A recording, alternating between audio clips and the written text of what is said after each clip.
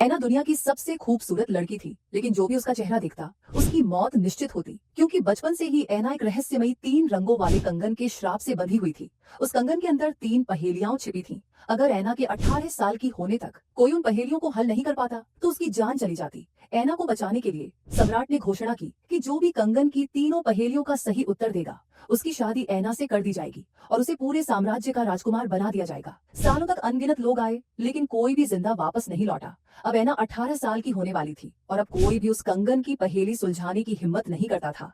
तभी पड़ोसी राज्य का एक राजकुमार आगे आया। बचपन से ही वह शास्त्रों और हथियारों दोनों में निपुण था, इसलिए सभी को उस पर भरोसा था। इस बार ऐना ने नियम तोड़ दिए और उसे अकेले में मिलने की अनुमति दी। लेकिन जैसे ही वे मिले, राजकुमार ने अपनी तलवार निकाल ली। असल में राजकुमार पहेली सुलझाने नहीं, बल्कि बदला लेने आया था। 1 साल पहले उसका छोटा भाई यहाँ आया था और ऐना की वजह से मारा गया था। राजकुमार उसका बदला लेना चाहता था, लेकिन कंगन की शक्ति बहुत विशाल थी।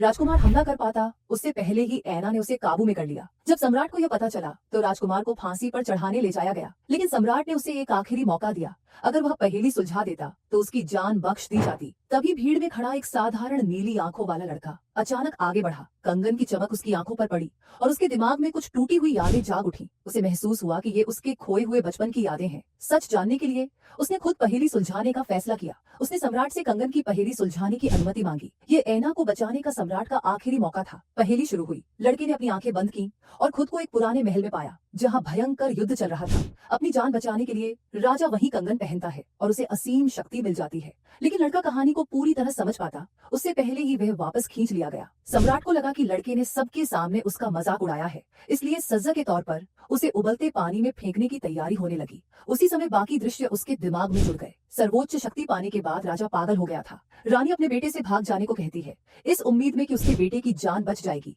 और तभी लड़के को अपना जवाब मिल गया। जवाब था उम्मीद। उत्तर सही था। कंगन का पहला हिस्सा टूट गया और रातों रात वह लड़का सबका चहेता बन गया।